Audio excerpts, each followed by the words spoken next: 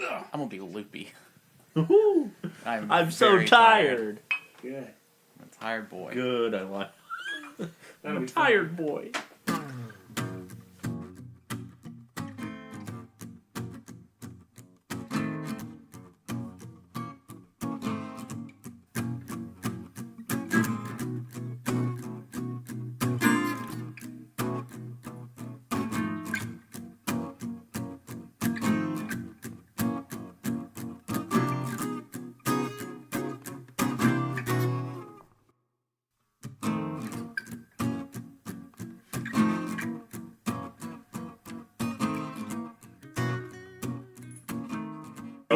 Yeah, all right. Okay. Hello, everybody. Welcome to this week's episode of This Is My Bourbon Podcast, the official show of This Is My Bourbon Shop, where we talk about what makes bourbon the spirit of Kentucky. My name is Perry. Thank you all so much for hanging out with us tonight, or today, whenever you're actually listening to it. I don't know what you do.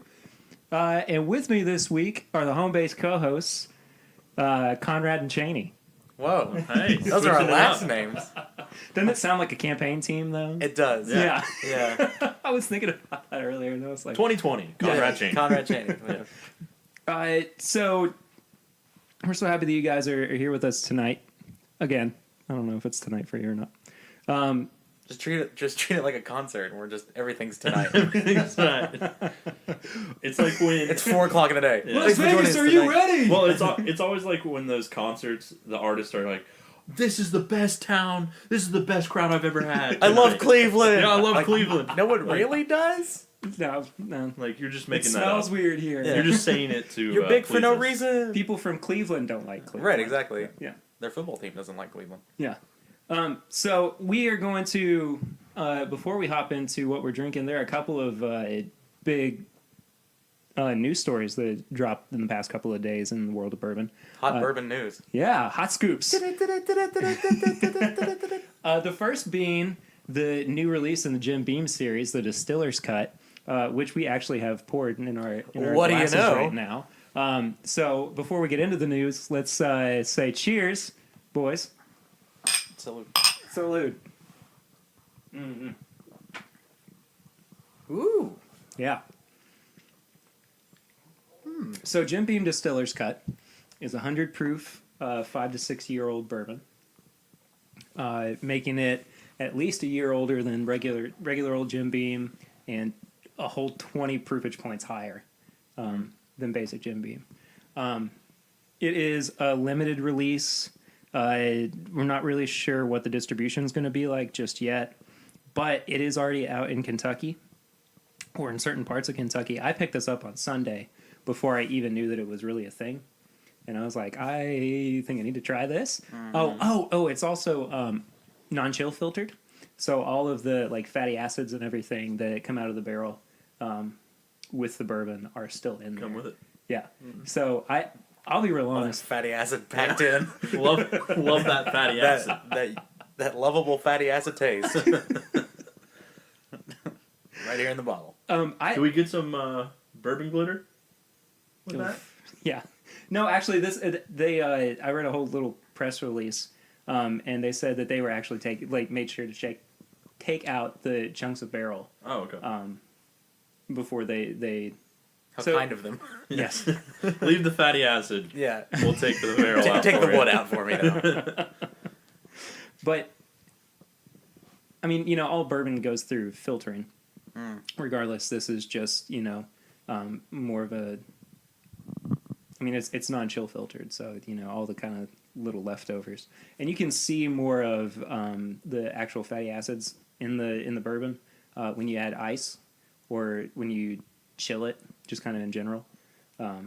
So you can't really tell just by drinking it neat that it's all in there. I thought you were going to say by looking at it, you could tell, and I was going to be amazed. You can't really tell by looking at it too perfect. much either. Yeah, exactly. What do you guys think? Looking for a watermark, Kurt? This is audio holding it medium, up. but he's Holding holding it it up up to like it's national treasure, and there's clues in the money. By the way, What if there was? I don't know. we have moved recording venues to the office. We're no longer sitting in the living room, so it's a little bit tighter in here. But you know what? I like it. Yeah. I'm not going to call it a man cave because I hate that term. But hate the term. Plus, Not really a not cave. really It's not a man cave at all. either. Yes, got a window. Anyway, so what do you guys think about it? I'm gonna sip it again. Okay, go for it. Kurt? I honestly think it's sort of similar to Jim Beam Black. Mm-hmm. I think it's very similar to Jim Beam Black. Yeah. I think they're trying to sell it as something different. I don't know. Sure.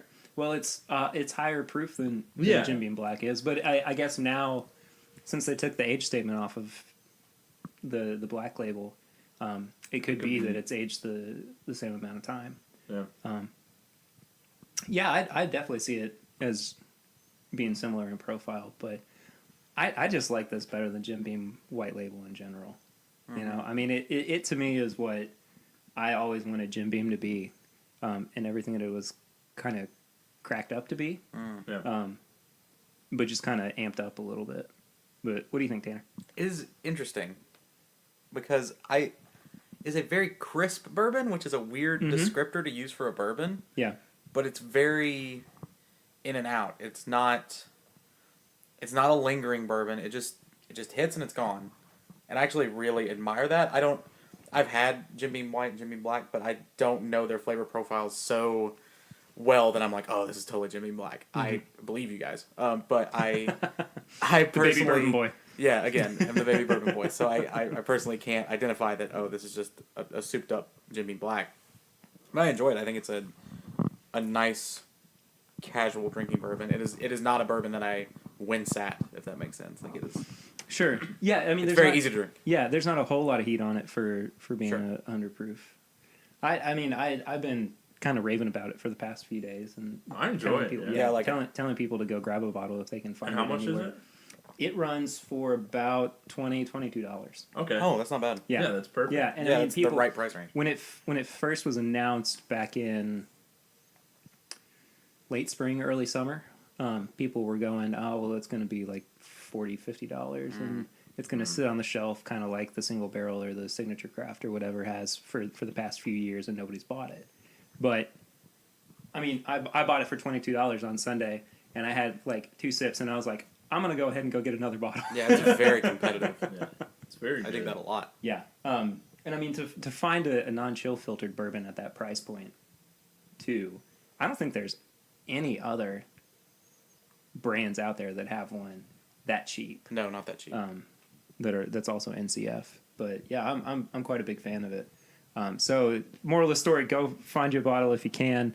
Yeah, that's really competitive. I was expecting, honestly, 45. 40, 50. something Yeah. like that. Yeah. Yeah. Yeah, so I'm actually way more a fan of it now. Same. And I liked it before, but Yeah. that's a really competitive price. Well, that's Yeah. what I was hoping, because it does taste similar to Jim Beam Black, except the higher proof. It has more of that hit, I think. And So I I mean- was expecting, they're gonna, put it at $40 and Yeah. try to get it out of you a little bit. Yeah. And the fact that it's 22, like, I'd buy that all immediately. Oh yeah, absolutely. And I mean, it took me a couple seconds to really figure out whether or not I wanted it. But I kind of looked at it. I was like, this is something new. And I thought, maybe it's it wasn't Distiller's Masterpiece, because the Distiller's Masterpiece bottle is really, really pretty. And I thought maybe it was Devil's Cut repurposed or Yeah. whatever. And I read up on it just a little bit. And as soon as I saw 100 proof, 5 to 6 years non-chill filtered, I was like, this needs to go home with me. Yeah. So yeah, great bottle of bourbon, especially for $22.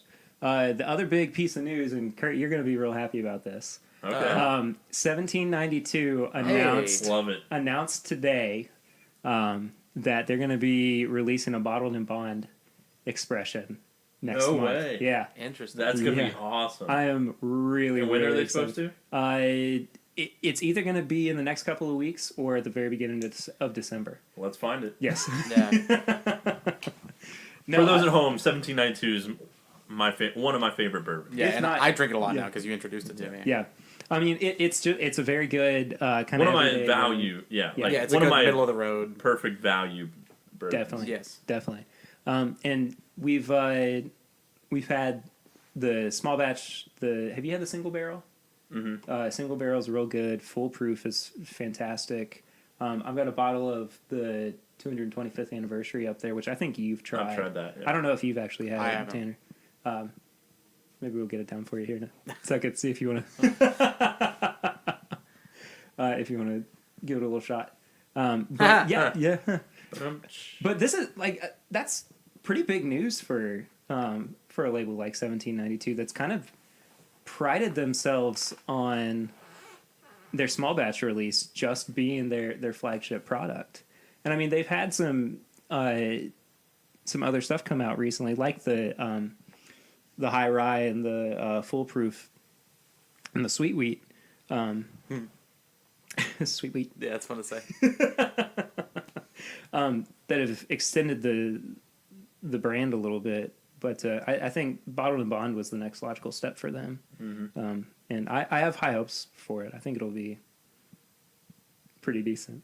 But, you know, we'll do if we can find it, and I'm sure we'll be able to. We'll save that for a review. Yeah. On the show. Yeah, that'd be fun. Cool. Guys, I forgot to ask you, how y'all been doing? Been good, been busy. Yeah. Yeah? Good and busy. Yep. My two mainstays now at this point. Good and busy. Yeah. Yep. Need that on a shirt. Yeah, exactly. Good and busy, busy and good. Working hard or hardly working. Yeah. So. Yeah, the life of a designer, Yeah, exactly. in a nutshell. So It's definitely not for the money.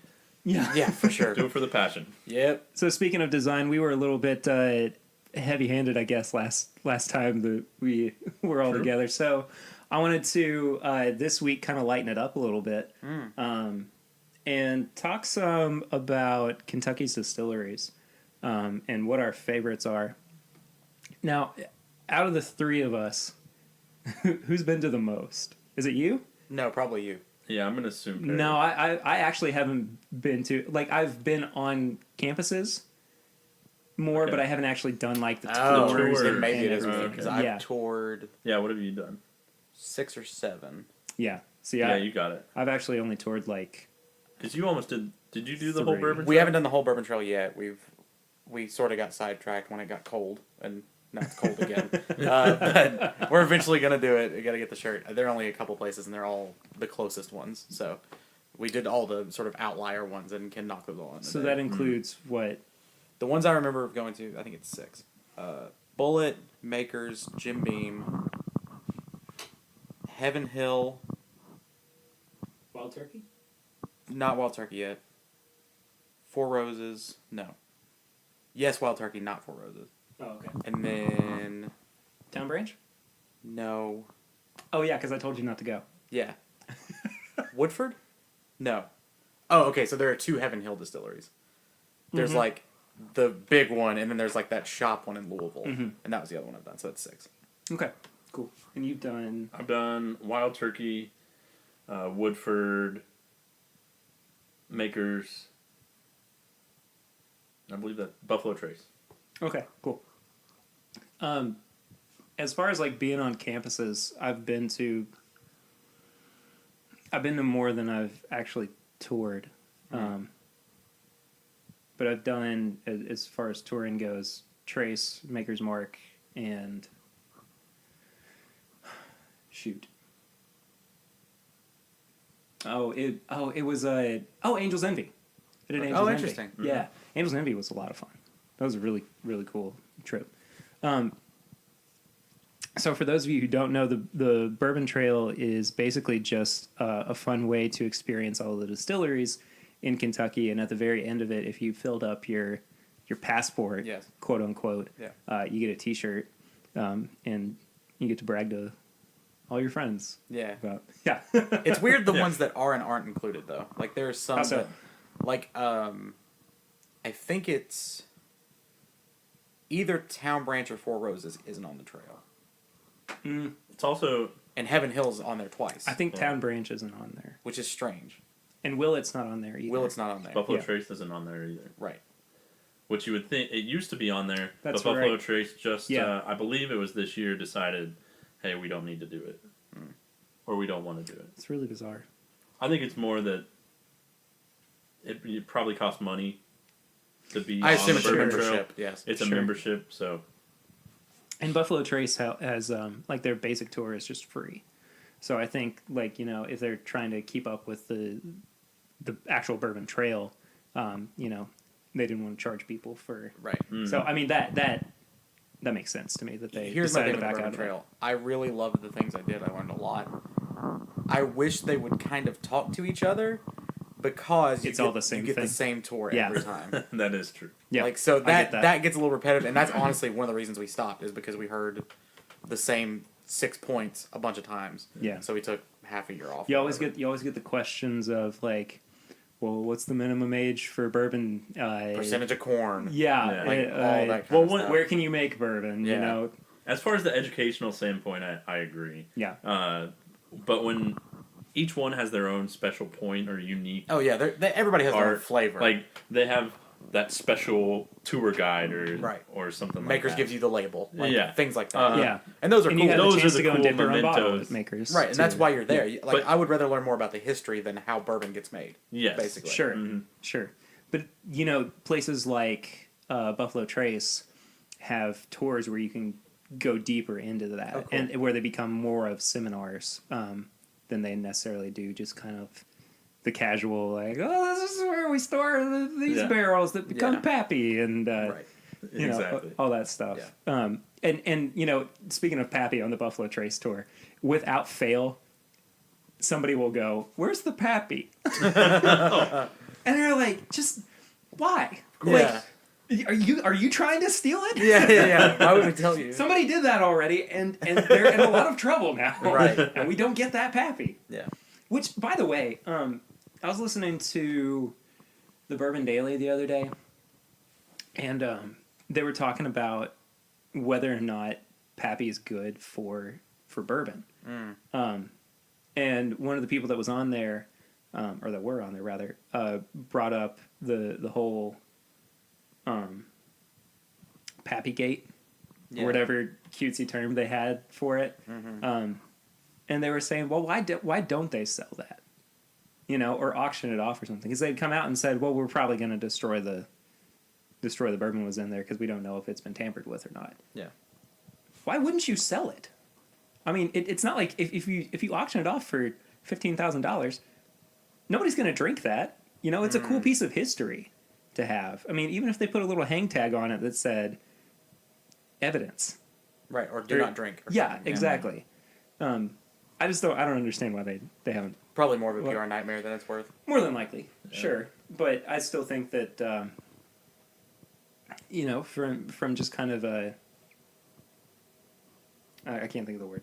It'd be cool for them. It would to- be cool, but I think From a bourbon enthusiast, you're like, yeah, like, but that's I think the awesome. risk there is that they are glorifying the theft of Pappy.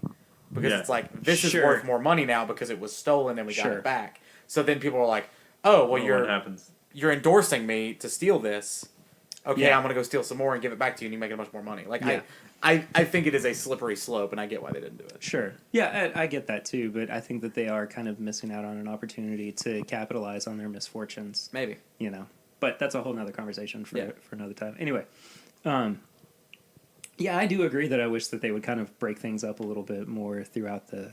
But I think that like Maker's Mark does a pretty good job of talking about their history, and I think that they kind of like all of these distilleries kind of have this notion of, well, one of two things is happening. You either come here because you know enough about our company and you've read up on the history of it and we're just going to tell you about how we make it, or you're going to come here, be really interested in it, and then go back home Right. and get on our Wikipedia page and read about our history and everything. Yeah. But, I mean, it would be really cool, you know, in 100 years from now, if somebody dressed as Bill Samuels, Right. at Maker's Mark comes out and they're like, "Oh, this is a family recipe," Yeah. like they do with like Ben Franklin and Right. Or Colonel Sanders. Or is Colonel what I was thinking Yeah. of. Yeah, I think that Makers and Jim both do a good job. It seems like the places with more history know how to talk about it. It's a place like Bullet that really struggles because they don't have as much history. yeah, they're such a new company, that right. It's Like hard even to, though there was a distillery there and they kind of talk about what it was before it was Bullet, they kind of struggle with the oh snap, we don't have a lot of us to talk about. Here are our offices that we use sometimes. These are kind of cool. And that's really their only thing. It's like, this is where our chairman sits and like all this kind of stuff. But and they've got their own cooperage, which is nice. But their distillery tour is the most boring because there is no history there. It is just this is how bourbon is made. And it's like, all right. It's kind of fabricated history too. Yeah. You know, like, I mean, not trying to knock Bullet or anything, because I'm a pretty big fan of their products, but I mean, it does kind of seem like they're relying more on the ideal of the frontier whiskey, Yeah. which is in and of itself just a load. Right. Like it just does. It's not. They're trying to hurry up and get history. Yeah. Exactly. Which I guess in some cases you have to do to compete. Yeah, especially it is in the bourbon boom. Yeah, I guess it is interesting to what happens if you go for a new, not try to be this old tradition, bourbon distillery. Yeah. And then go to be new. One that's kind of been doing that is Rabbit Hole. Yeah. Rabbit Hole, like... That was the other thing I was going to bring up, is Rabbit Hole announced recently, it may have been a few months ago, that they're putting out a gin. Yes. Really? Yeah, they are. Yeah. So I know is that out yet? Just trying new No, things. it's not out yet. I know about this because of a client. But Oh, really? yeah, so Cool. They're a client? we're doing another Kentucky gin. Oh, okay. And so they were like, "Hey, competitors." Yeah. Really? Yeah. So it sort of Rabbit Hole's interesting because they kind of sort of came out of nowhere. Mm-hmm. Like they were just like, Totally. "Hey, we're here, and we have a really cool site, and we have cool branding, and we're this badass brand now. What's up?" Like, and it's an interesting approach. I've never tried anything Rabbit Hole. I haven't either, actually. Go ahead. I'd like to actually interview them for the show. Mm-hmm. But anyway, I've tried one. Yeah. And it was in sherry cask, finished in sherry cask, and it was really good. I really enjoyed the taste, and I wonder if the price point's a little too high, but I think I enjoyed it. So I like the sherry cask. I think better than the original one. Yeah. Quick sidebar, real quick. Kurt and I are pouring, and Tanner too, if he wants some. Yeah. Liquor Barn Buffalo Trace pick that I got, and I we'll talk about this in a future episode too, about waiting in line for bourbon. But I got this while I was supposed to be waiting for Old Forester birthday bourbon, which I have now up on the shelf up there. Yeah, I saw you got that. Yeah. We'll talk about that in a future episode because it's really good, and I don't want to give it too much away because I want to do a whole review on it. Sure. Anyway, so Liquor Barn, from time to time does picks of different bourbons. This is their Buffalo Trace pick from the last half of the year, last quarter of the year. I really like this pick. Usually, Liquor Barn is pretty hit or miss with their picks, but I think this one was pretty on the nose. So. Good bourbon joke. It's been nothing but bourbon puns tonight. It's very strange. Yeah. Thoughts? You like? Yeah. Kind of? Yeah. Good. I like it. I'm a big fan of Buffalo Trace in general, just because my palate tends to lean towards more of the traditional flavors of bourbon. So when I first discovered Buffalo Trace, I was like, oh, this is one of the things where, like, if somebody says, what's bourbon supposed to taste like, I'm going to go Buffalo Trace, Elijah Craig, blah, blah, blah. You're making a face there, Tanner. Yeah, I don't know if I'm a fan of this or not. No?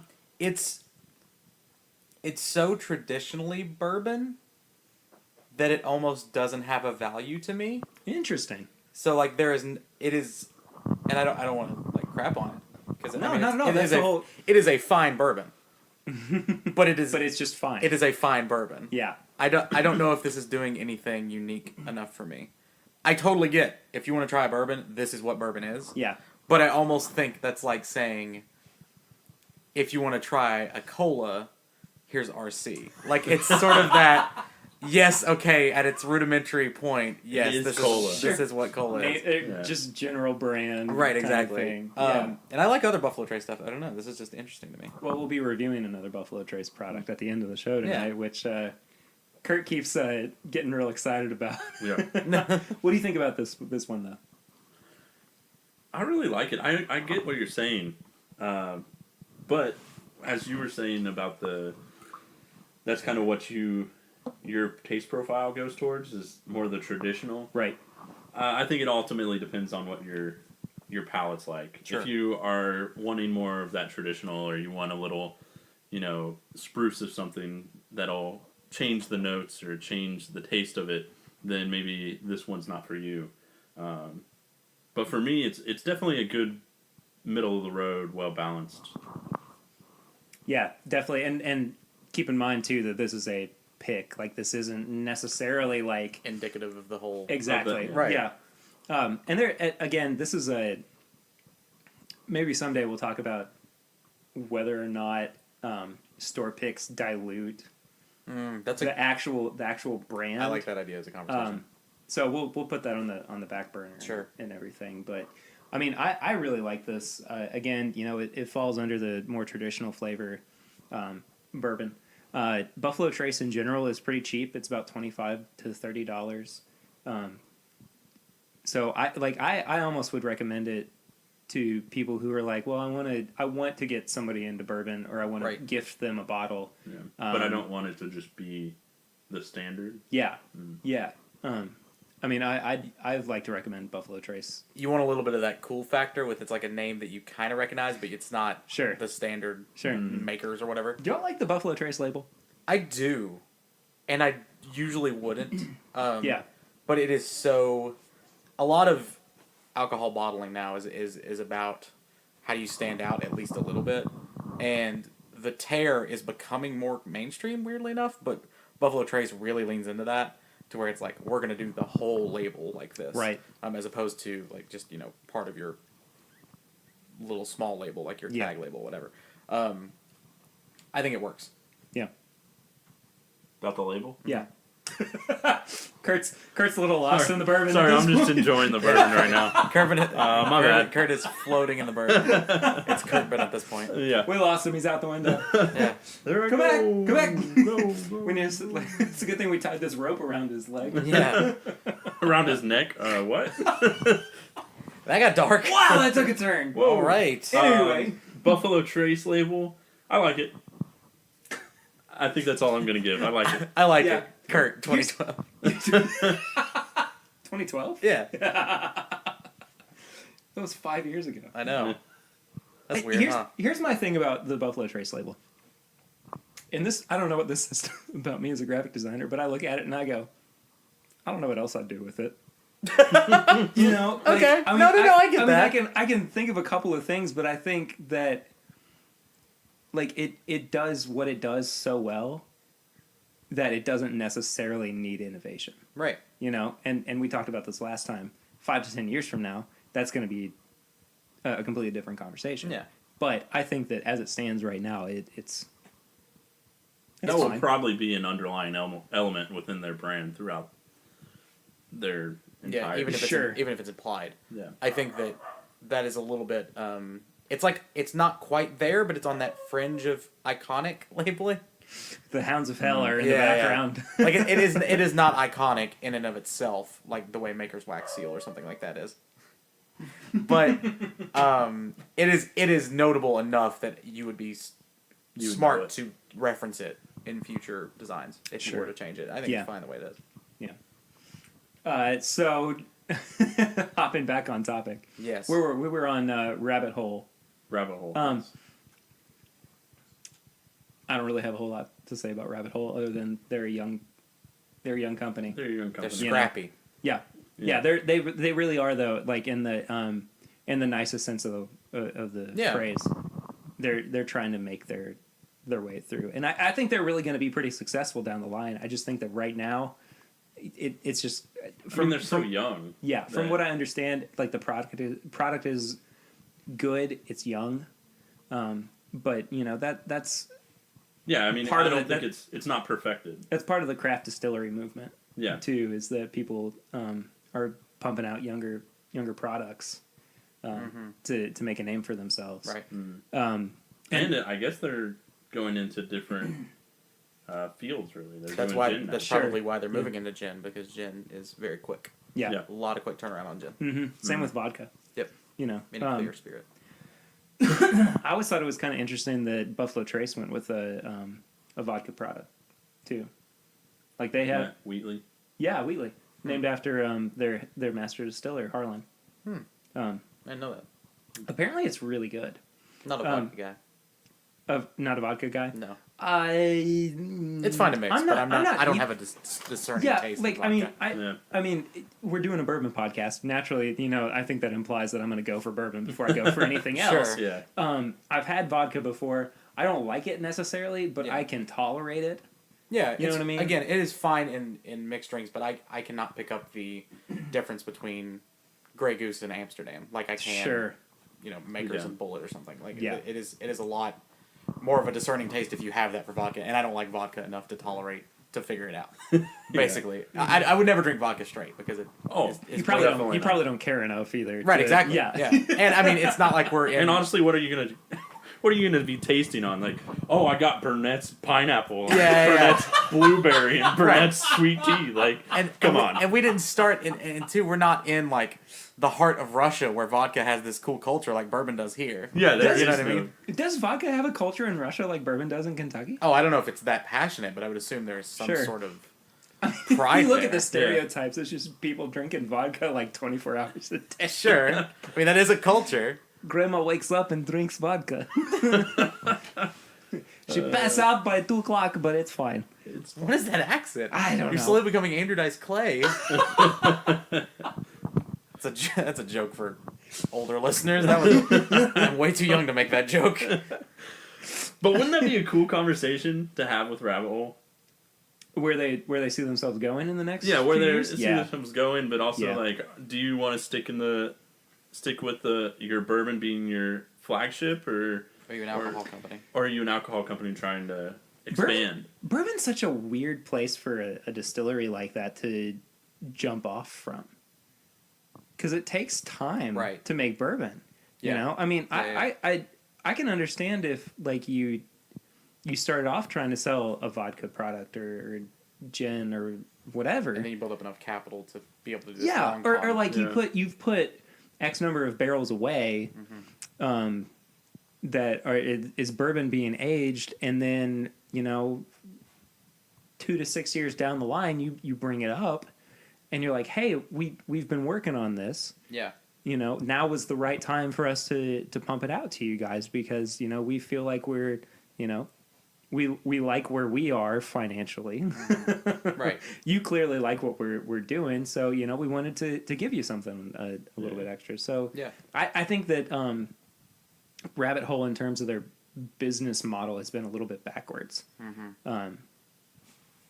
And just I don't know. Yeah, just as a disclaimer, I just want to like set the facts straight. We don't know anything about their financials. Oh, or sure, like sure, stuff sure, like sure, that. sure, yeah. You know, I just Totally on a outside looking in. Yeah, total outsider perspective. Yeah. I feel like we need to make a big disclaimer at the beginning of every episode, like we're not being paid by any We distillery. have no inside knowledge. Yeah, exactly. We're just 3 dudes. Yeah. Yeah. Speculating. And that's part of our journey as well as Right. of drinking bourbon, learning about it itself, and learning about the distilleries. I mean, I would venture to say, even us, all 3 of us are very young in Oh, for sure. figuring out the underlying of the actual distilleries and things like that. I mean, Yeah. we're all under So. 30. Yeah. Right. I just thought that How was old were like a Yeah. something we should probably address Yeah, at least sure. a little bit. Right. So trying to get the train back on the tracks here. Favorite distilleries. Favorite distilleries, yeah. Sure, favorite distilleries. I can't think of an alternative way of phrasing that right now. Do you want to go? I can go. I don't care. No, go It ahead. doesn't matter. Again, I've only really taken the tour of 3 different distilleries, but I've been to the campuses are more than that. I've been to Heaven Hill, Willett. I've been on Jim Beam's campus before too. But I guess like as far as the whole experience goes, like that, I think that's what we need to base our, judgment off of is like the overall experience. I would probably go with Makers.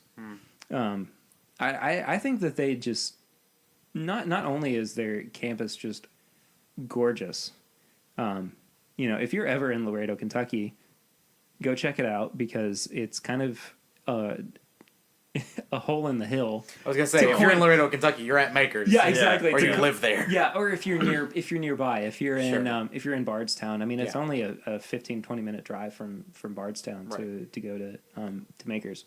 Yeah, because when you're driving up, you're like, am I lost? Yeah, you feel like you're in the middle of nowhere. And then suddenly Makers. Have I ever told you about the first time that we went to Makers?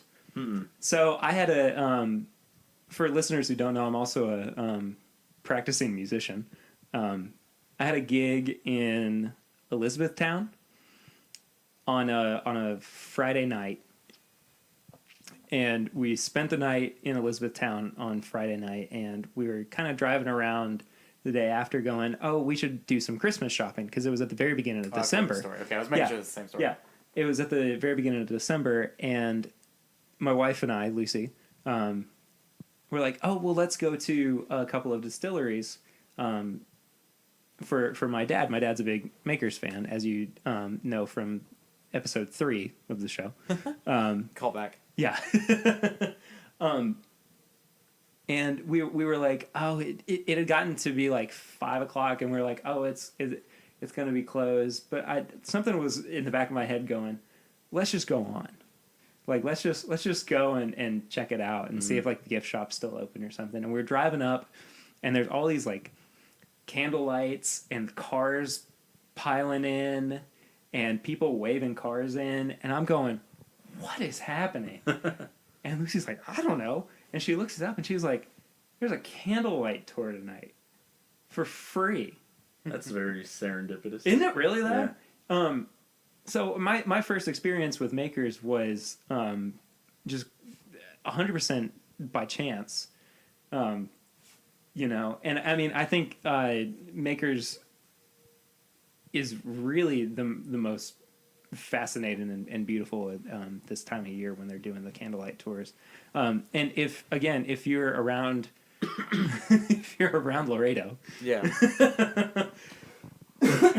or in Kentucky in general, or want to come to Kentucky for the Makers candlelight tours, they're the first and second Saturday rather of December. This year. It's free. You have the chance to go and dip your own bottle. They have people set up to kind of do like tour-like things. Like they're not actually giving you a tour, but they tell you about like where the stills are and the distillation process and what distiller's beer is and all that stuff. And their new warehouse? Their new warehouse, let me tell you, it's beautiful. I haven't seen it. My dad and I went in like January or February of this year, not knowing that warehouse had opened. This is, by the way, and probably for Tanner too. Yeah. The new warehouse is specifically for finishing Makers 46 and their private select barrels.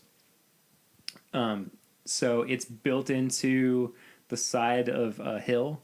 Oh, cool. Which So is basically like a man-made limestone cave. It's fantastic. They have a little tasting room, and is that where the actual restaurant is too? I believe so. Yeah. So you go in, like where the restaurant is, you actually go into a room, and you can look through a window further into the cave, and there's all the barrels sitting out that are getting finished for 46 and for private selects and all that good stuff. But anyway, yeah, like now that it's open, I'm sure you'll be able to go and check that out with the free tour. Yeah. But anyway, just kind of for me, like the overall experience of Makers has been a really positive one.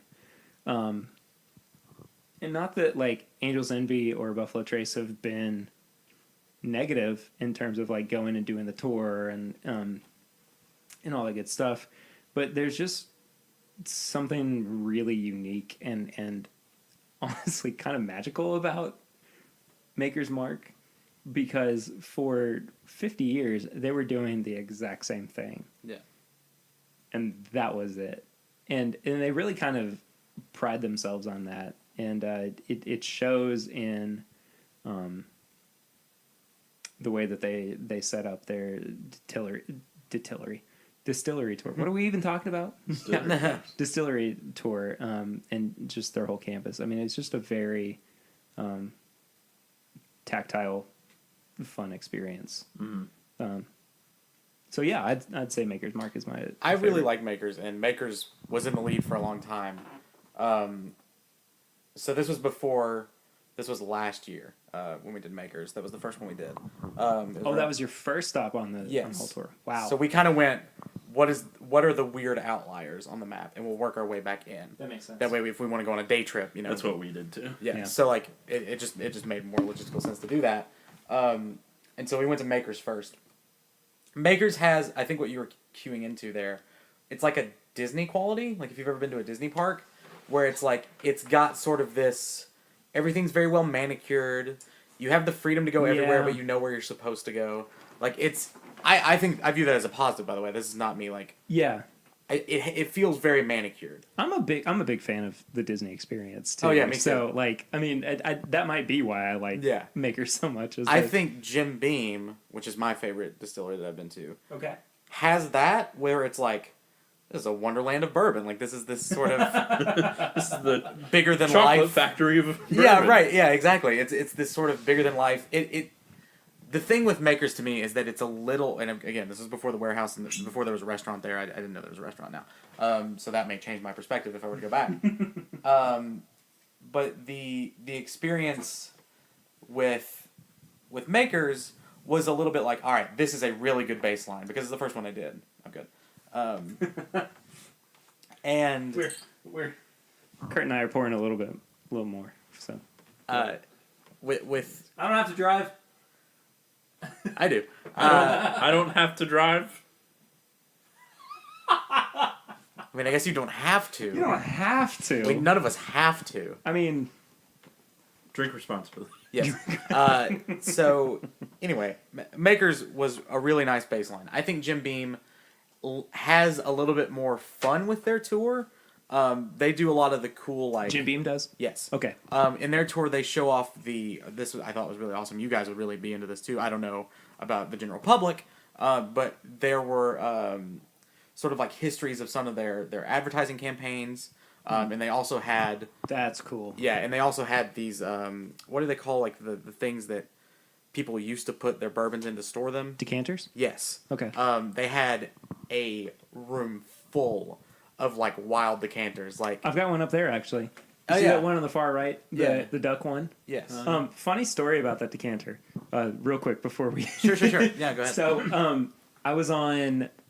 it was either Let Go or whatever I love this story already. Yeah. Yeah, and this guy had posted this bottle of Jim Beam from like 1982, and it was green. Oh shit. And I was like, oh, that's just how the bottle looks. Oh. So I go to this guy's house in Richmond, Kentucky, middle of nowhere, in a trailer park. Nice. Beautiful. And he's like, "Yeah, I'll give it to you for $10." And I was like, "All right." Yeah. Not knowing what was about to happen or anything, I get home, and I'm like, I'm a little worried. I'm gonna pour a glass. Oh, geez. It was like, like water that had been colored with green food Kind of like coloring. absinthe color. Nice. No, no. Oh, like it was much like greener. Oh yeah. Oh, Jesus. Like halfway between grass green and forest green. Oh wow. It's like, What? you know how when you were a kid, or I mean, I didn't do this, but I know people that have done it. Not when you're a kid, but when you're like older in college. Okay. And you put, sorry, I had to get my ages right. No, you're good. I was like, oh, a 10-year-old drinking. We're designers, not mathematicians. Yeah, that's not good. That's like the third reference that we've had that. That they put like highlighters or like glow sticks in the water and Oh, right, and right. make it colored water. Yeah, I've seen people do that. It's a yeah. very college thing to do. Okay. Let me back up a little bit on that, because what I thought you were talking about was doing something to a liquid that you were preparing to drink. Oh, No. So I went into that thinking, oh, they're putting highlighters in a That thing is of very water. poisonous. I would like to go on record as saying, don't drink that highlighter water. That is a point we should make. Yeah. Oh, that's horrible. Don't. Yeah. Anyway, so. But that's what I'm imagining is like fluorescent, just Neon green. neon green. Oh, it wasn't neon green. It was. I'm trying to look around the man cave. Green Bay Packer green? like algae Dark. water. A little bit more blue in it. Okay. Yeah. Alright, yeah. No, I gotcha. You know how the green and the yellow and the Green Bay Packers really complements each other? Sure. Like it would be like if you just skewed it a little bit too far. Right, I gotcha. If you took Q shift and just went, Just a little bit more in the blue. A little too much. Yeah. a little more cyan. Anyway, so that's the story of my Jim Beam decanter. So anyway, back to the Jim Beam decanters at the Jim Beam Distillery. So they have an entire, basically mini museum of decanters, and some of them are really cool, like from elections past, with one was Nixon's head. Wow. They're almost more like cookie jars in some regards. Okay, they're very sure. sculptural and reminiscent of whatever's happening at the time. One was like Elvis. One is they're really cool.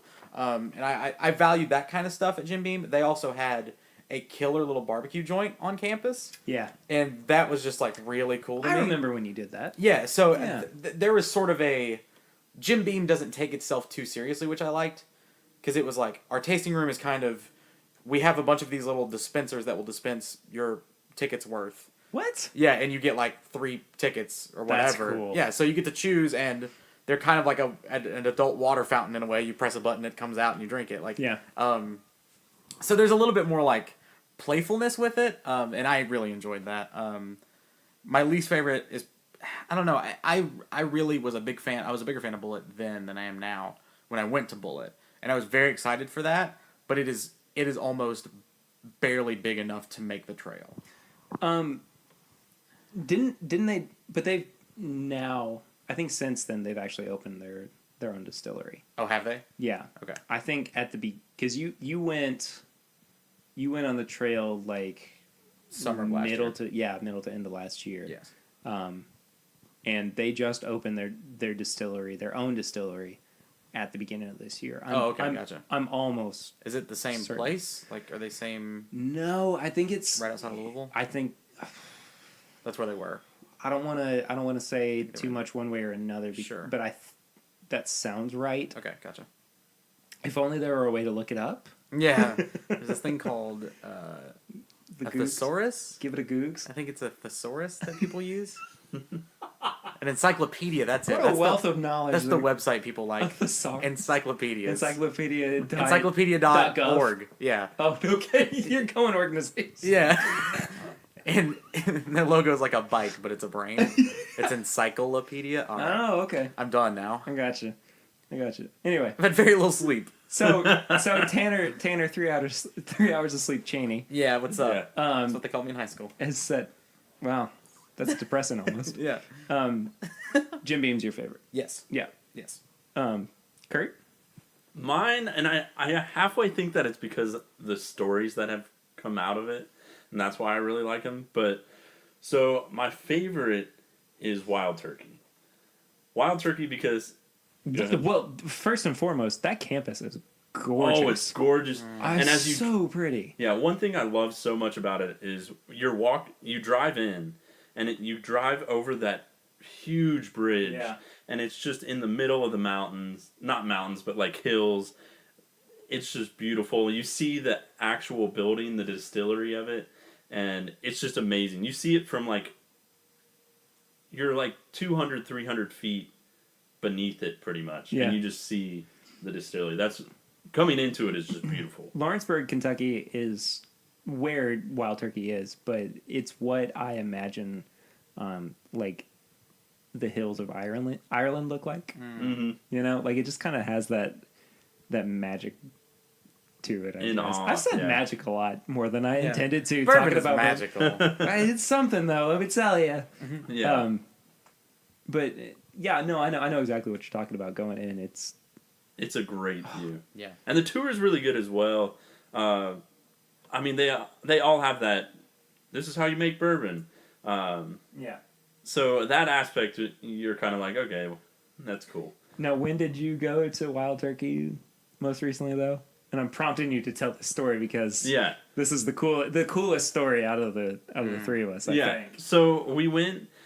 It was Father's Day, and so my mom and dad came down. We went for Father's Day, and they had never been for. My parents really aren't into bourbon that much, but that was one of their first ones, and so we got on the tour. We went and saw everything, saw the warehouses, saw where everything was done, the special like tasting rooms, all of those sorts of things. And then when we got back, Jimmy Russell was actually there with his wife. Jimmy Russell is the oldest master distiller in bourbon right now. Yes. I mean, I think maybe in history. And I mean that is one of those things where like you don't wake up going, "Oh, I'm going to go see Jimmy Russell." Exactly. today." We had no clue. No Yeah. clue. But as we were talking to Jimmy and his wife, that it was literally, they come every single Sunday after church. And he is there every single Sunday. And then he also is, I mean, he's there throughout, all week too. Sure. It's just really, that's a really cool experience to Yeah, that's have. really cool. And we talked about, he used to play basketball and just in like just stuff. We started shooting the shit pretty much. And looking at Jimmy Russell now, you would never know that he was any sort of athletic. No way.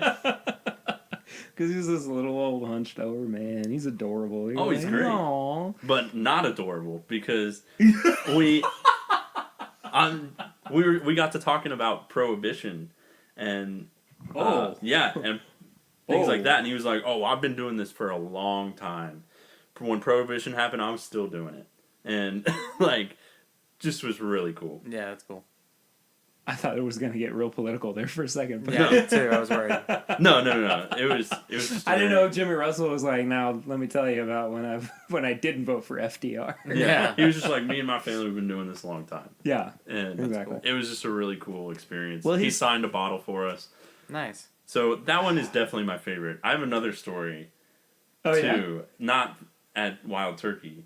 I guess I've just been blessed with like really good experience at distilleries. At Buffalo Trace, Freddie is a tour guide.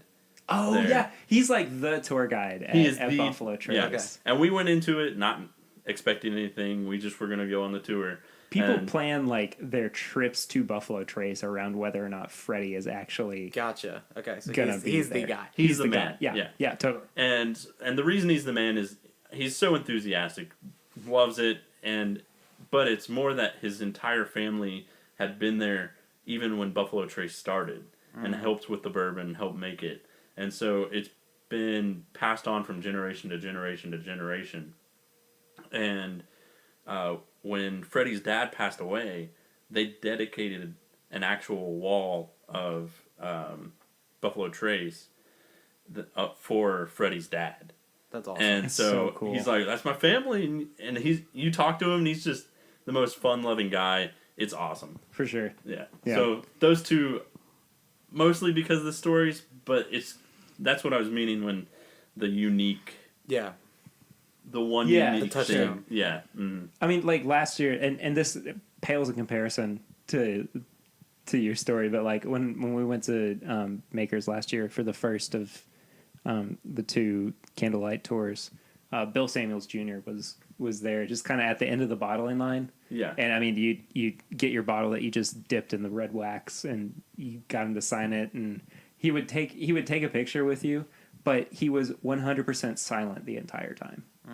And he had people that would go, "Okay, Bill, they want to take a picture with you," like it was Mickey Mouse. Like he had handlers, right? Yeah. Exactly. So I get that excitement. Yeah. But I mean that is really, really cool. Yeah, those two stories are pretty cool. Yeah, so Wild Turkey. Wild Turkey For definitely you, my yeah. favorite. Cool. Buffalo Trace was awesome too. So I would I would recommend picking and choosing Yes. where you go on the Bourbon Trail. Yes. Because there are some really cool gems hidden around there. I definitely recommend going to Heaven Hill Go to actual Heaven Hill. in Bardstown. Yes. Yes, absolutely. Don't go to the Evan Williams Bourbon Experience thing in No, Louisville. That is awful. it's Because it is not an actual distillery. It's literally there as like a on the streets of Louisville. Hop in if you're staying there overnight and want to know how bourbon works. Jim Beam has a place like that too. Yes. It's sort of like at Gatlinburg they have the moonshine. Right. Exactly. Yeah, Yeah. totally. And it's strictly there to just Turn a profit. Yeah. if you want to come in and have a few drinks and we'll talk about it a little bit. But it's like Yeah. that one is bizarre too because it's like they project a bunch of different like short skits they've filmed about like how the company. I'm not kidding you. At the Evan Williams Experience. Yes. The coolest thing is they've got like a bottle statue inside the building, which is kind of cool. Does Willy Wonka drop down from the ceiling? No, too? okay, so it's And- not live action; it's projected on the wall. I understand. Yes. I'm just saying, like, is it that bizarre? It's where like- Gene Wilder is. Almost, Some it's like a Spy bunch of Kids stuff. it's like a bunch of these actors go around and are pretending to be the founders of the company. I don't remember names, but So, like we were talking about That is earlier, very with like bizarre. in 50, 100 years, they're gonna do that with Bill Samuels. right. But Make it work. at points, I kid you not, they break the fourth wall. And are That's like, frustrating. way. see, now this I is don't how like we that. started. It was bizarre, dude. It was at least the coolest dumb thing. Because it was like, at least I'm here and got entertained in some way. I was the only one laughing. I was dying. I was like, what? I was like, what? What is going Broke on? the fourth wall. It's so weird. There's like guys packing barrels in the background. And it's like, with my friends here, we started this. And it's like, what is this? It's almost like animatronics. Yeah, like, almost, right. Yeah, it's almost Hall of Presidents. All presidents, yeah, I was gonna say. It's weird. That's very strange. So anyway, the moral of the So story. don't go. Go to the Go actual to- Heaven yeah. Hill Yeah, go to distillery, real gift Heaven shop, Hill, yeah. all that stuff. I would also say check out Maker's Mark, check out Buffalo Trace. Definitely go to Wild Turkey just for the sheer like beauty of that campus. on a But Sunday morning. I mean, if that's what's going to get you in the good graces with with old Jimmy. Yeah. If you go to Jim Beam, get the brisket tacos at the barbecue place. Oh, And use their own, like, Jim Beam barbecue sauce. It's good stuff. that sounds fantastic. Yeah. You know they have like a barbecue cook-off every year at Jim Beam. Nice. Yeah. They sell a bunch of different sauces in their shop. I think it was happening the same weekend as the Bardstown Bourbon Festival, or Bourbon and Beyond. I can't remember for sure. Yeah. But one way or another, I wasn't able to go, and I was like, oh, what would be better than going and like drinking bourbon and eating barbecue? I mean, that Jim just Beam sounds also, fantastic. if you want to go just for general bourbon merchandise, like if you want a Bourbon Trail shirt, that's not the one you get when you complete the tour. Right. Or if you want just like, they have the best gift shop. Theirs is Two Oh, really? Stories. Yeah, it's like Oh, wow. legit. They have like grillware and cookware and like a bunch of random stuff, but they also have like a really good selection of Bourbon Trail I will shirts. say Woodford's gift shop was really good too. I've still not been to Woodford. I meant to go actually this past weekend, and we kind of ran out of time. We just went to Buffalo Trace. Mm-hmm. Also, another thing we kind of forgot to touch on, and we'll wrap up this conversation here very shortly, was distillery or gift shop exclusive releases. Which I don't know how much you guys have really delved into that, but like a couple of the ones that jump to mind are the Elijah Craig Barrel Select at Heaven Hill, which is lovingly known as the Grenade. Oh yeah, okay. Yeah, Oh, and, okay. I mean They talk about I've had it. we had it at Tom's house. Yeah. Our first big bourbon night. Mm-hmm. Yeah, that's a Very story. had a fun time. That's a story in and of itself.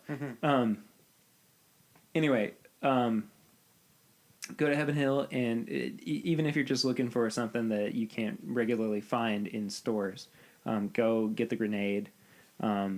Maker's Mark offers, which is what is not technically known as Maker's 46 cask strength. Yes. But it's the Bill Samuels Jr.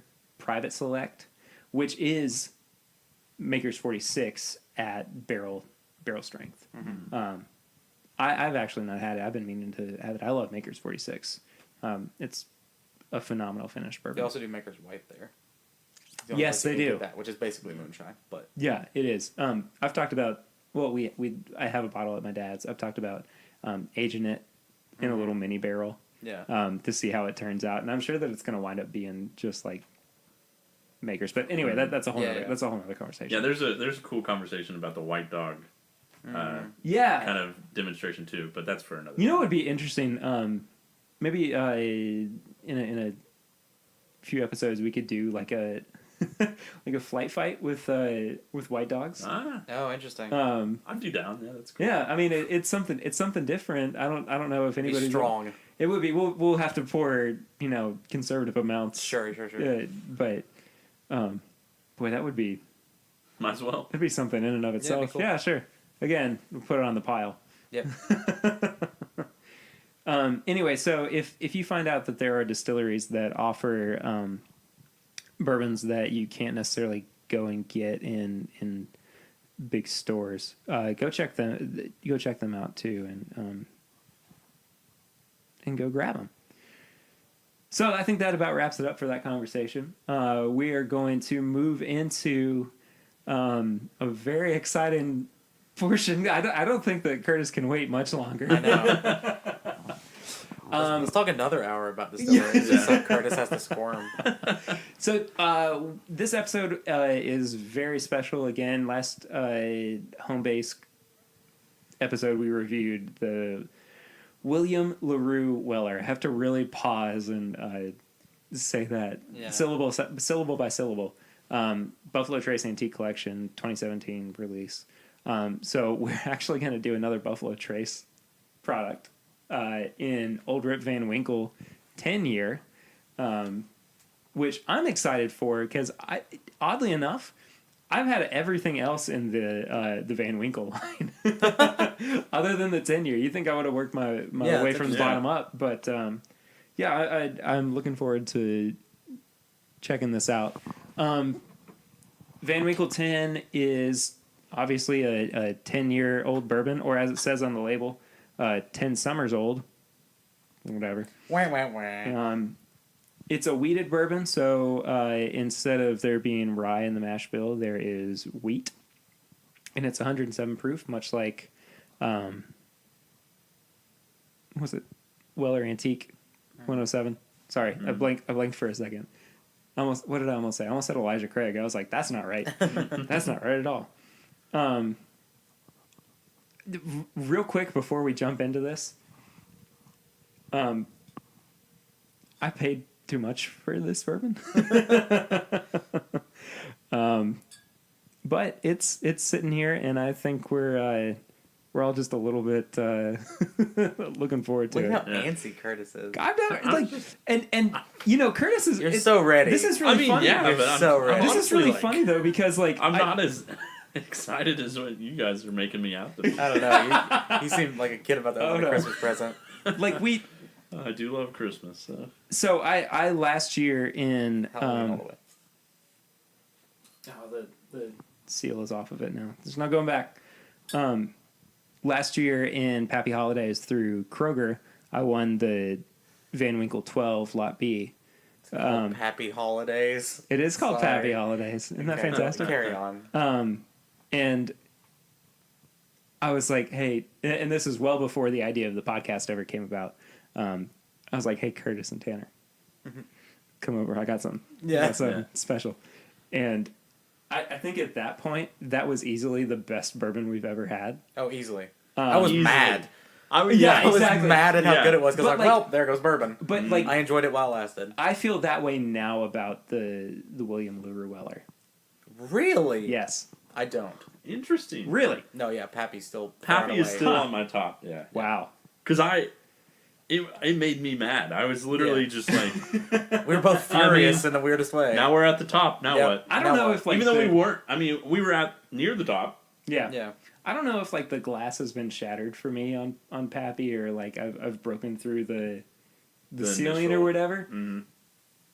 But like it just Do you have any more of it?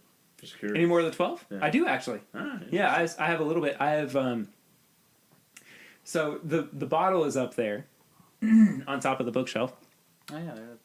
but I have relocated the juice, excuse me, to a smaller bottle to avoid oxidation.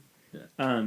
Because I knew that I wasn't gonna like drink a whole lot of it too quickly, but I was also low enough on it to where I didn't want it to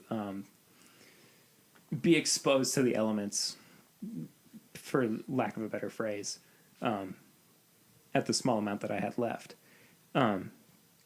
So I put it in a smaller bottle so that I, was able to enjoy it for longer, the way that it was actually supposed to be enjoyed. And it's a long way of saying yes, I do still have some. Yeah. So anyway, this is an official uncorking of the Rip Van Winkle 10-year. So Hey, that was a good one. thank goodness. That was a great I sound. thought it was going to be a thud. just like a... And I'm just gonna Okay, sure. pass it around to. we're using our fancy glasses now. We are, yeah. We are all three reviewing this out of Glencairn glasses. Curtis says, "You can have a little bit more. It's all right. I want to have enough so that we can actually yeah, it's good. So we can actually taste it a couple of times and no." Curtis is already nosing it, and he doesn't seem too upset. I'll say that much. Definitely not. Thank you.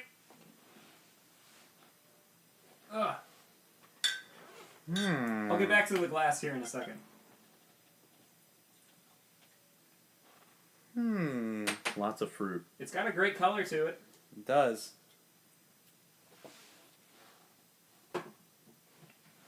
These glasses always make me nervous because they swish around a lot. Yeah. It's never going to get up here, but it's just like... So, again, for sake of consistency, we are reviewing in Glencairn glasses. Because, they're supposed to provide a better experience in terms of taste and nose and everything.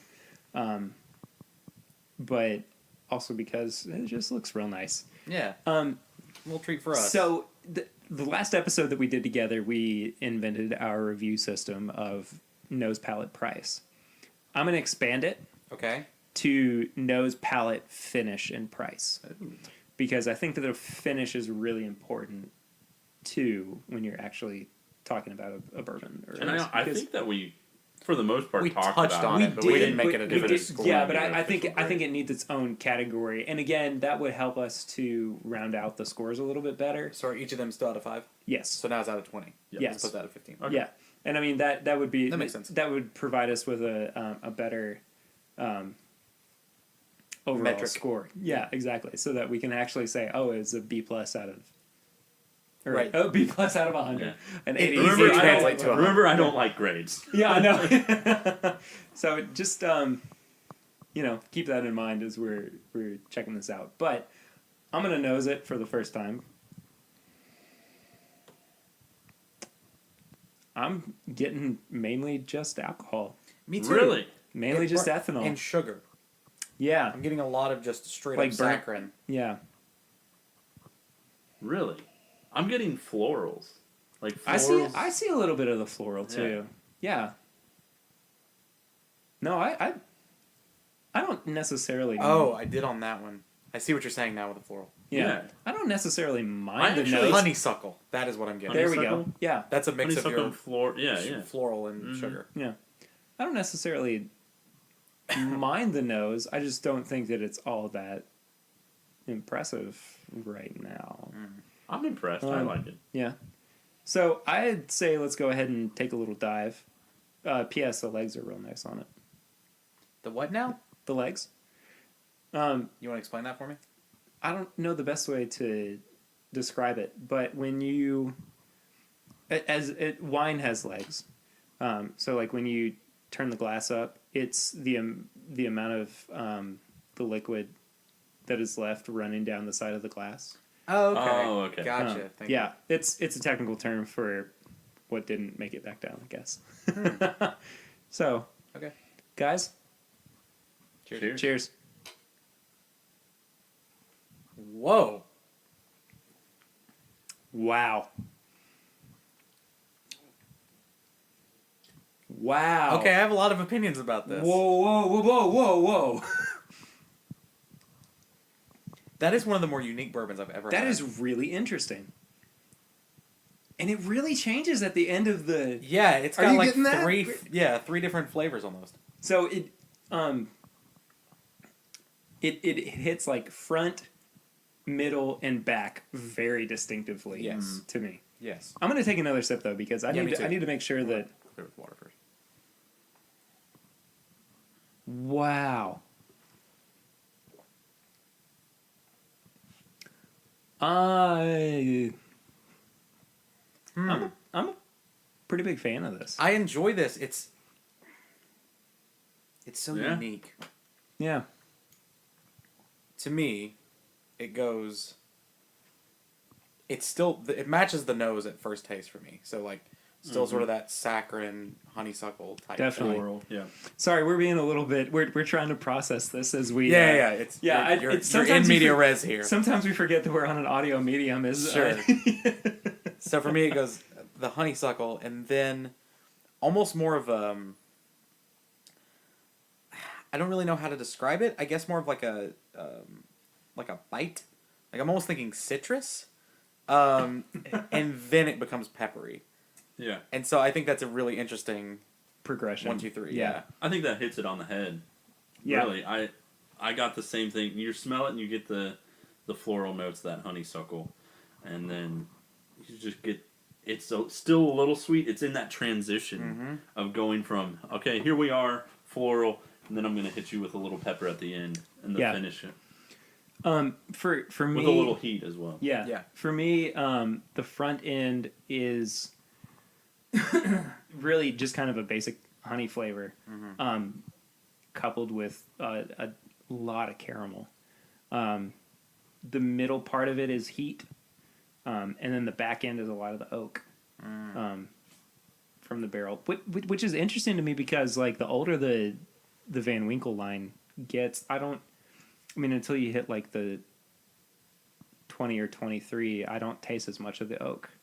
So it's kind of bizarre that the youngest of the expressions, I get more oak than some of the other ones. But I'm gonna suggest we add just a couple drops of water as well. Okay. Especially since it's 107 proof, because I think that it might offer up something a little bit different. So let's proceed, shall we? I'm just doing the old flick. I'm just flicking and dropping. Is that vulgar? No, that's what they call me in high school. Okay, so I've added about 5 drops of water. I don't know I'm trying where to y'all just are. Get it right. I added 2. I'll go 3. Okay. See, now the nose is a little bit. Once it's synced, drop. I still get some of the alcohol on it, but some of the more underlying notes. Some of the more underlying notes have really come out.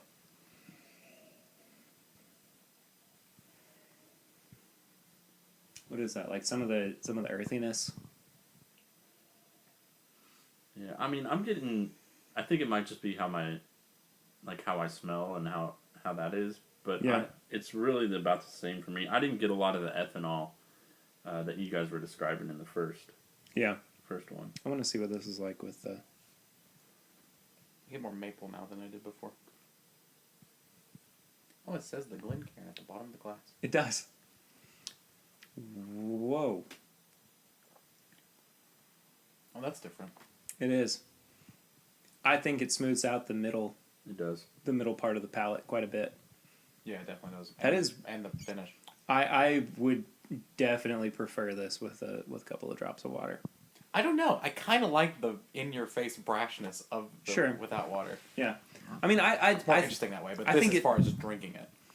and I think that's where I'm coming from more is that just kind of, if I were to try to drink it more regularly, I would want a couple drops of water in it. But yeah, as far as like a unique bourbon goes, it's really good without water. Yeah. It's also really good with water. I really enjoyed this. Yeah. And that's really been both uncorkings that we have done. Yeah, it's 'Cause really we tried it with water last time. Yeah. Yeah. And each time it gave it a different taste. No, I think that we needed to try it with. Well, yeah, I like it better with water. I think that the William LaRue Weller needed a little bit of water Yes. to kind of 100%. open it up a little bit, just because it was such a high proof bourbon. And this one didn't necessarily need it, but it benefited from having some water on there. So I'd drink it both ways. I just prefer it with a little bit of water. Yeah, I prefer it without water. Yeah. Yeah, I prefer without. So let's go around and do our nose palate price finish. Or nose palate finish price. Nose, palate, finish, price. Yeah. Tanner, you want to start, or do you want Kurt? What's the price? What's the actual? MSRP. MSRP is about $60 to $70. Okay. I paid more than $60 to $70. Paid a little more. All right, so nose, palate, finish price. Nose. The nose is probably the weak link in the group for me. I agree. The nose didn't do anything super special. It's a nice one, but it's kind of hidden behind some straight up ethanol. Because I totally got that too. Like felt my nose hairs burning. Like it was very strong in the ethanol department. So I would probably give that like a 3 of 5. It wasn't an unpleasant nose. It was just kind of you had to work your way to get there. Palate is probably the strong suit. I think that. Wait, did you say 3.25 or 3 out of 5? 3 out of 5. Sorry. Okay, I thought you said 3 to 5, and I was like, that's literally the higher end of the spectrum there. I want to give it a 1 to 5. No, 3 out of 5. Sorry. Palate, I think was really strong. I prefer it without water, so I'm gonna grade it nicely because of that. I feel like the less additives you have to add, the better. So I'm gonna give it a 5 on palate. Finish is a little strong. I appreciate its brashness, but it kind of takes away from me for the overall drinkability. If that's what you're buying it for. If you're buying it for a fun, this sort of sitting around, try this bourbon, then I think it's really powerful. Definitely. But if you want to, drink it on a day after work, it might be a little rough after the third or fourth sip. So I would say probably a 3 of 5 there, and then price. MSRP $60 to $70.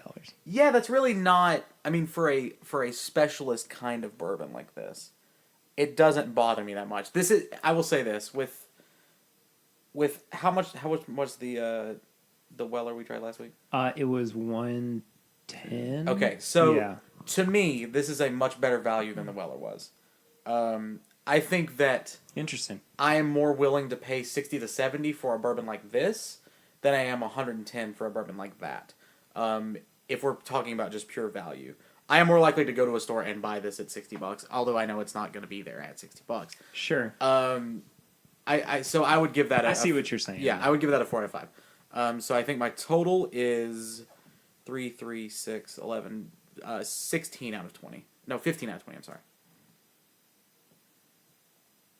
I can't do the math right now. That would be a 75 out of 100. So would you give this like? See, here's the thing though. You can't curb a 20-point scale. Yeah. Because otherwise you would have to give it a 5, 5, 4, and a 5 for it to be Sure. an 18. Yeah. Or whatever it is. No, sorry, 19. So So I think we just keep it numbers. Yeah, I think 15 Okay. out of 20 is fine. okay, that's fine. Because it scales differently on each scale. Yeah.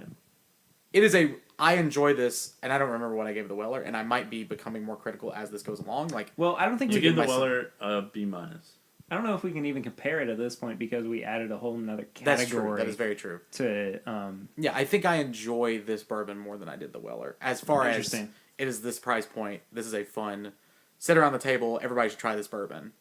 I wouldn't sip it as often as I would. If like you the pull Weller. this out, though, more people are going to recognize it and go, "Holy crap!" than you are with the Weller. Right, exactly. You know, so I It's a get fun that. party bourbon. I get that. Yeah, for sure.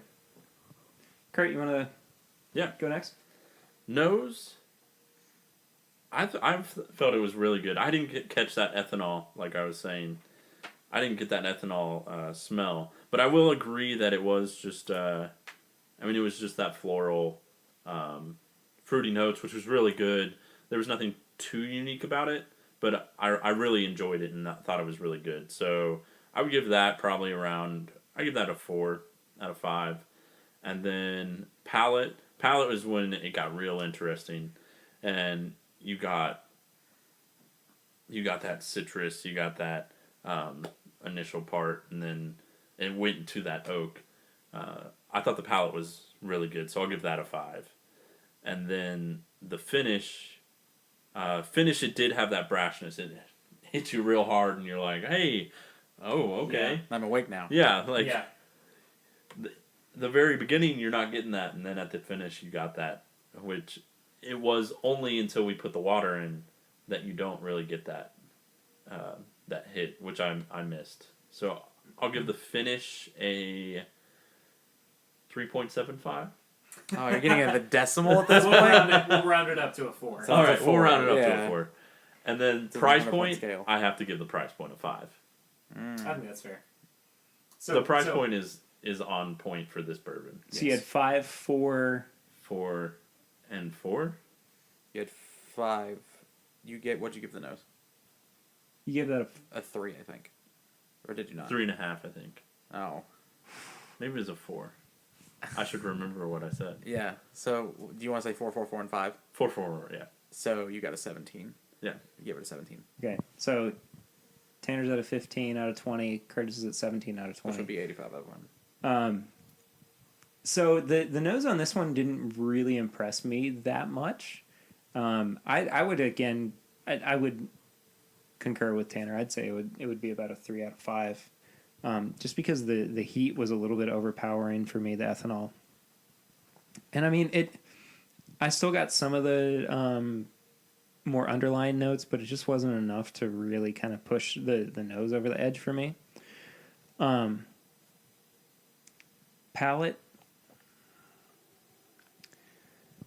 I think solely on complexity, I would give it a 5, but in terms of preference, I would probably give it a 4. That's fair. So I think I might give it a solid 4. Yeah, right for you. Yeah. Finish. I think the finish is probably my favorite part of this whole bourbon. Just because like I'm still sitting here going, oh, I'm tasting more of that honey. I'm also tasting some like, and this is really specific, but like dried fruit. I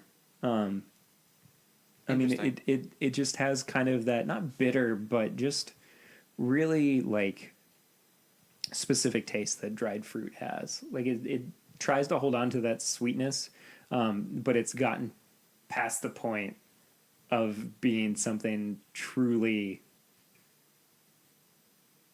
sweet. Sure. I think I'd give the finish a 5 on this. And price point, look, if you can buy it at $60 to $70, I think that's the best value. I did not pay $60 to $70 for it. Mm-hmm. Well, whatever. I think I might give it a 4. 0 to 16. Yeah, that sounds about fair for me. I think overall I'm pretty pleased with it. Mm-hmm. I'm just not going. Hooray! Yeah. I do look forward to trying it again, though. I'm not gonna go proselytize it, but I will say that it was a good bourbon. Sure, definitely. Yeah, I will say it's very good. I actually had the 12-year last night, for the first time in a while, and I was not as wowed by it. Interesting. As I was this.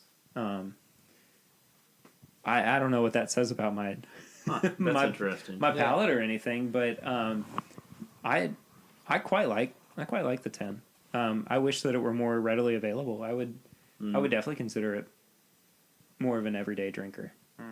And I also like wheated bourbons a lot too, like your Wellers and all that good stuff.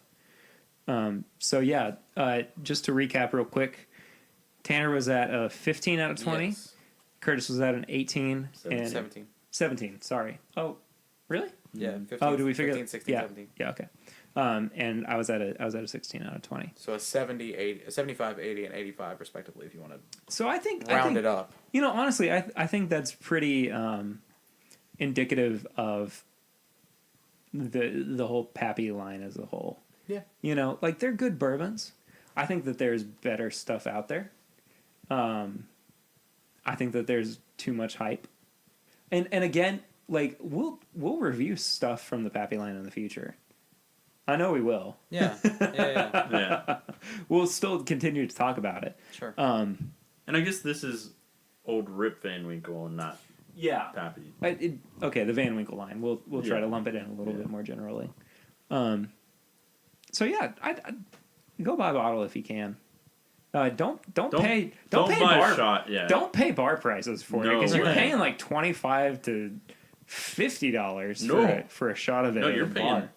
more than that. Some of them are up to. Where like, are you going to eat? Huh? Some of them are like at 100. Goodness gracious, That's too much. Oh, That's- it's way too expensive. that's unreasonable. It's that at well, I won't Yeah, don't name name drop. names, but That's okay. So before we wrap things up, Okay. I've been kind of kicking this idea around about introducing a new segment to the show called Recommendations. And guys, it doesn't have to be specific to bourbon. Okay.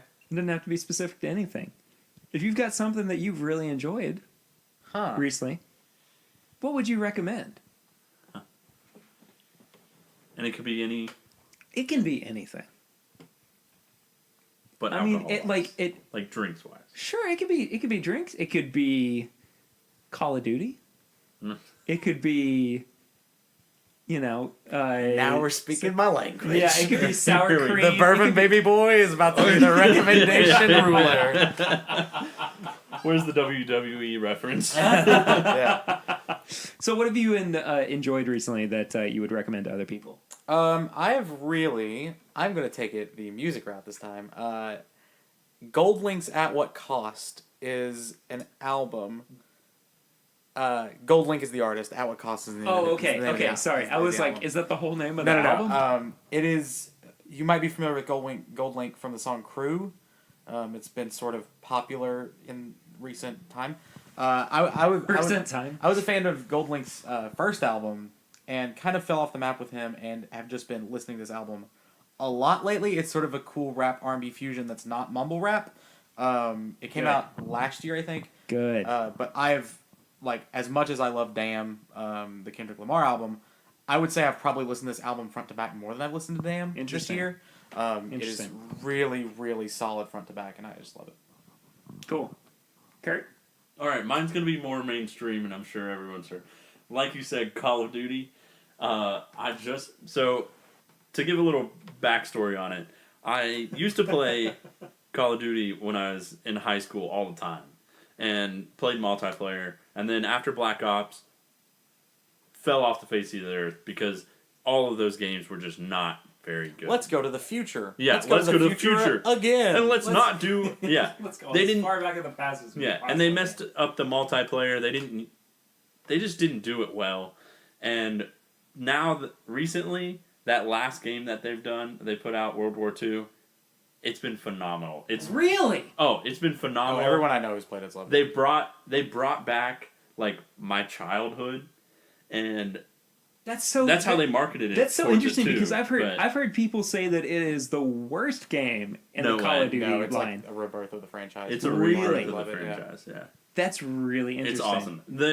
No, I'm not really a video gamer, so I'm not either. You know. But that Hi. game I am. It's just your boy, Yeah, Tanner's a resident gamer. nerd. Yeah, Dorm streamer. yeah. Dorm Yeah. streams. I have a gaming podcast called The Dormcast. No, dude, we'll plug. You can plug that. Yeah, Yeah. no, I mean it's But yeah, so as far as games go, also just going to be a quick shout out to Super Mario Odyssey. That game is phenomenal. I want to play it so You badly. should. It's really good. I would love to. So, So yeah, really good. So you're recommending World War the new II. Call of Duty. Yeah. I'm trying to think. I think I'm going to recommend a couple of podcasts. Oh, cool. Oh, God. This is going to be such a fun segment. Yeah, totally.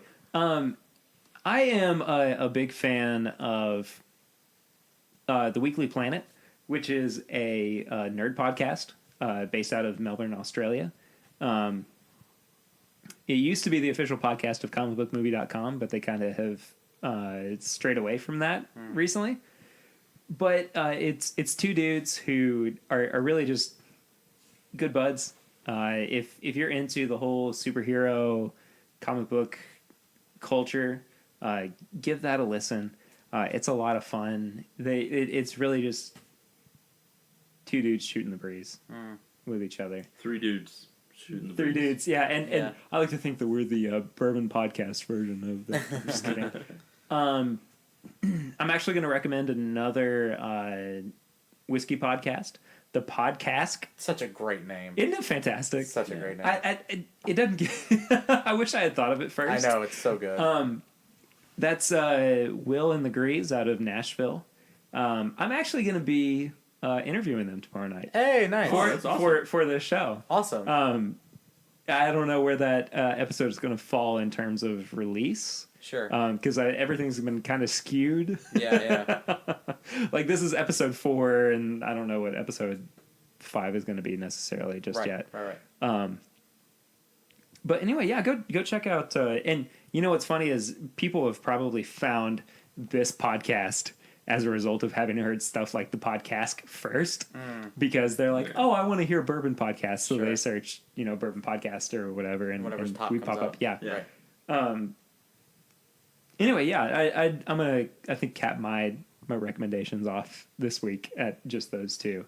But anyway, guys, thank you all so much for listening to the longest episode of the show. So Yeah, we went on. long. yeah, but I mean, I enjoyed kind of just going on Yeah. about stuff. So It's a good conversation. if you like this format, if you have enjoyed hanging out with us for this for us Fireside chat of bourbon. yeah, drop us a line. You can find us, this is my bourbon shop at gmail.com, at my bourbon shop on Instagram and Twitter. We're also, this is my bourbon shop on Facebook. You can also use the hashtag, this is my bourbon podcast. You got all those characters now, so it's going to be a drop in the bucket. I know, dude. People are going to be asking questions like crazy. And speaking of which, if you have a question for us, feel free to shoot that. And please. I mean, we'll be happy to read some fan mail. As I Fellow people mail. I use extreme. Also, it's not quotation mail marks. anymore. Yeah, it's just Listener questions, I guess, might be a little less sure. We'll do a question. self-aggrandizing. Sure. Letters. I'm not going to steal the letter segment from Weekly Planet. But anyway, Tanner. Messages in a bottle. Yeah, messages. Carrier pigeons? Yeah. I was trying to do a bourbon thing with bottle. Anyway. Couldn't think of it. Tanner, if people want to find you on social media, where can they do that? I'm at Tanner B. Chaney everywhere. Instagram, Twitter, everything. And you just said too that you have a gaming podcast as well, right? Yes, so I do some streams on Twitch at Dorm Streams, which was named when I was in college. Not a lot of forethought, but it's stuck. So there we go. And we have a gaming podcast called The Dormcast that we put up on YouTube every other week. Cool. Yeah. Awesome. Sweet. Kurt? You can find me at Twitter at Kurt_Con15 and Instagram KurtCon. And if you want to find me on my personal accounts, don't. Damn, all right. No, I'm just kidding. It's PRitter1492 pretty much across the board. Thank you all so much for listening. If you give us a rate and review on iTunes or Google Play or whatever you're listening to us on. SoundCloud's a little bit limited, I understand. Yeah. It's a I mess. can only put up like 2 to 3 episodes at a time Yep. because of the amount of like storage that they allow. Yep. It's really geared towards musicians, isn't it? More than yeah, for sure. yeah. But anyway, so the best way to reach us again is this is my bourbon shop at gmail.com or with the hashtag on Instagram or Twitter, I guess. This is my bourbon shop. or you can add us, My Bourbon Shop. We will be taking off next week for Thanksgiving, but after that, we're going to be jumping back on the train with an end of the year spectacular. It's not really spectacular. We're just, It just happens to fall at the end of the year. Wouldn't it be great if somebody's like, I'm going to do a best of episode for you? Yeah, let's figure out our best segments from the 5 episodes we have. Real short show. Yeah. Remember that one time when we talked about Disney World? Oh man, that was like a full 30 minutes on episode 4. Anyway, thank you all so much for listening. We really appreciate you enjoying bourbon with us. And until next time, my name is Perry. I'm Curtis. Yo soy Tanner. 3 hours of sleep. Yup. Woo! And this is My Bourbon Podcast.